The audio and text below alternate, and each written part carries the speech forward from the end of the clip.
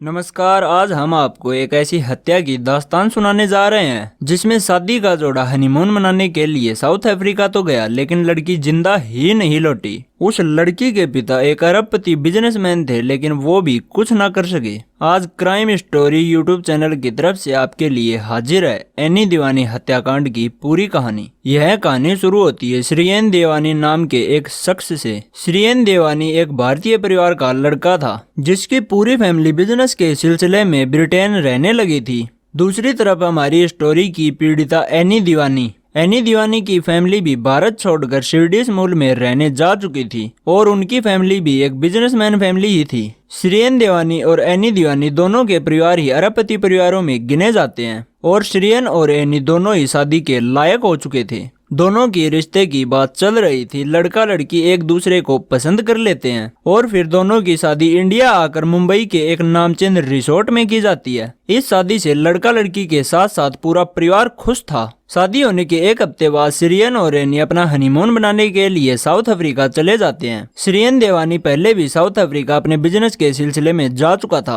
लेकिन एनी दीवानी पहली बार ही south Africa गई थी। उसके लिए साउथ अफ्रीका बिल्कुल नया नया था। दोनों साथ साथ नई नई जगह की सैर करते, दोनों बहुत ही ज्यादा खुश थे। लेकिन एक दिन एनी ने नोटिस किया कि श्रीएन ज्यादातर समय अपने फोन में ही लगा रहता है, चाहे वह घूम रहा हो या फिर वह अपने होटल में हो। और जब एनी उसके फोन में जाकर देखने की कोशिश करती तो श्रीएन अपना फोन छुपा लेता और उस बात को जैसे तैसे टाल जाता। इससे एनी को श्रीएन पर शक तो हो जाता है, लेकिन फिर वह इस बात को नजरअंदाज कर देती है। फिर एक दिन यह दोनों एक रिसोर्ट में कैंडल लाइट डिनर के लिए जाते हैं। जब यह दोनों वहां पर डिनर कर रहे थे तो एनी श्रीएन को नोटिस करती है। श्रीएन का ज्यादातर ध्यान दूसरी टेबल पर बैठे एक जोड़े पर ही टिका हुआ था। यह सब देखकर एनी श्रीएन से नाराज हो जाती है, लेकिन फिर श्रीएन एनी से माफी मांगता है और फिर से उसे मना लेता है। उसके बाद यह दोनों खुशी खुशी डिनर करते हैं। कुछ समय बाद श्रीएन एनी से कहता है कि मुझे एक अर्जेंट कॉल करना है, आप यहीं पर बैठो, मैं अभी आता हूँ। और यह सब कहकर श्रीएन उस रेस्टोरेंट से बाहर आ जाता है। काफी समय बीत जाने पर भी श्रीएन वापस नहीं लौटता। एनी वहीं पर बैठकर उसका इंतजार कर रही थी। इसके बाद एनी उस रेस्टोरेंट के बाहर आकर श्रीएन को ढूंढना शुरू कर देती है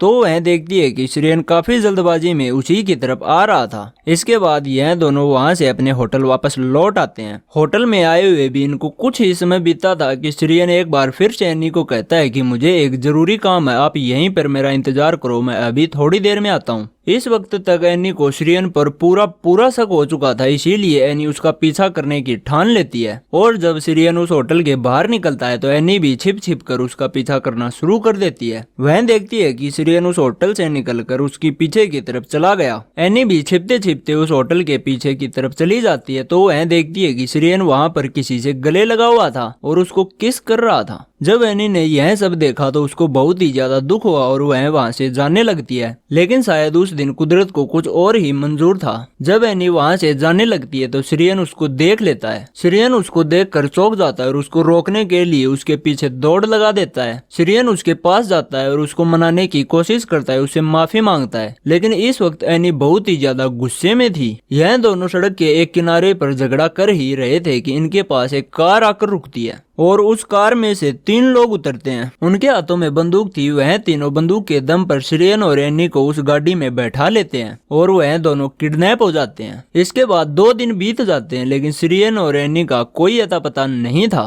एनी और श्रीएन का फोन भी बंद हो चुका था, इसीलिए उनके घर वाले भी बहुत ही ज्यादा परेशान हो चुके थे और इसीलिए उनके घर वाले उस होटल में फोन करते हैं जहाँ पर श्रीएन और एनी ठहरे हुए थे। तो होटल वाले बताते हैं कि वह दोनों पिछले 2 दिन से होटल वापस नहीं लौटे हैं। यह सुनकर उनका परिवार और भी ज्यादा दुखी हो जाता है और फिर उन दोनों की मिसिंग रिपोर्ट साउथ अफ्रीका में दर्ज करवा दी जाती है। इसके 2 दिन बाद श्रीएन अपने घर वालों को कॉल करता है और उनको बताता है कि मैं किडनैप हो गया था, लेकिन जैसे तैसे उन लोगों को मैंने पैसों का लालच दिया, इसीलिए उन्होंने मुझे छोड़ दिया। लेकिन किडनैपर्स ने मुझे बताया कि उन्होंने एनी को गोली मार दी है। हम दोनों को अलग अलग जगहों पर रखा गया था। पुलिस को एनी की लाश एक गाड़ी में मिली। जब यह बात एनी के घर वालों तक पहुंची कि एनी की हत्या की जा चुकी है तो उसके पिता तुरंत साउथ अफ्रीका के लिए निकल जाते हैं। एनी के पिता भी एक बहुत ही ज्यादा अमीर बिजनेसमैन थे और यह केस एक हाई सोसाइटी मामला बन चुका था, तो पुलिस उस केस में बहुत ही अच्छी तरह से जुटी हुई थी। एनी के घर वालों ने भी पुलिस के ऊपर दबाव बनाना शुरू कर दिया।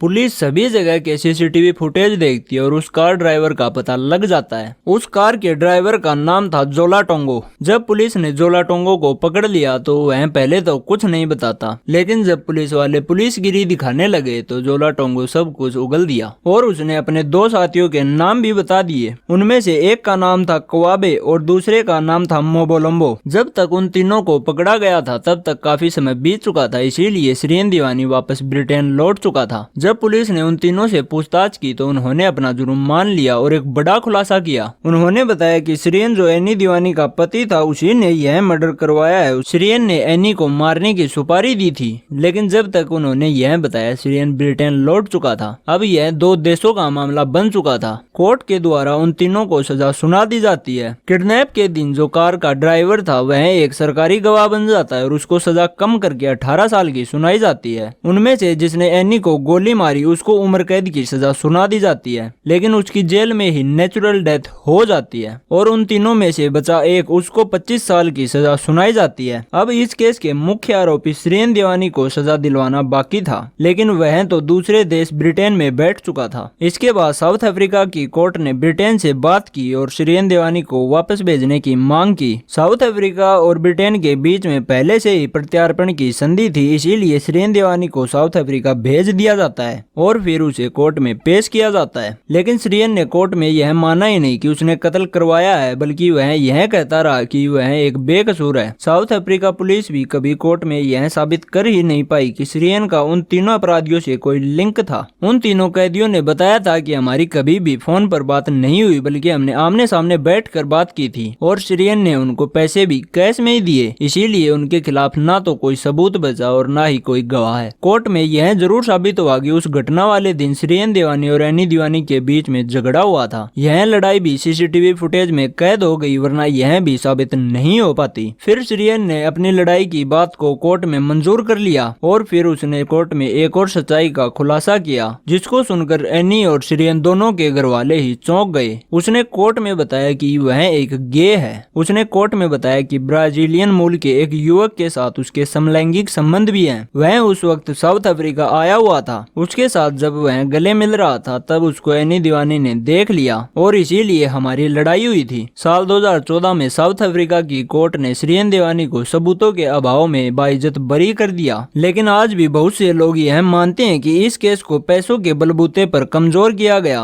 और इस केस में साउथ अफ्रीका पुलिस की भी मिलीभगत थी। एनी दीवानी के घर वालों ने बताया कि उन्हें यह बात कभी पता ही नहीं थी कि श्रीन एक गे है। अगर हमको यह बात पता होती तो हम कभी भी एनी का विवाह उससे नहीं करते। आप ऐसी कहानियों के बारे में क्या सोचते हैं, हमें जरूर बताएं। जय हिंद।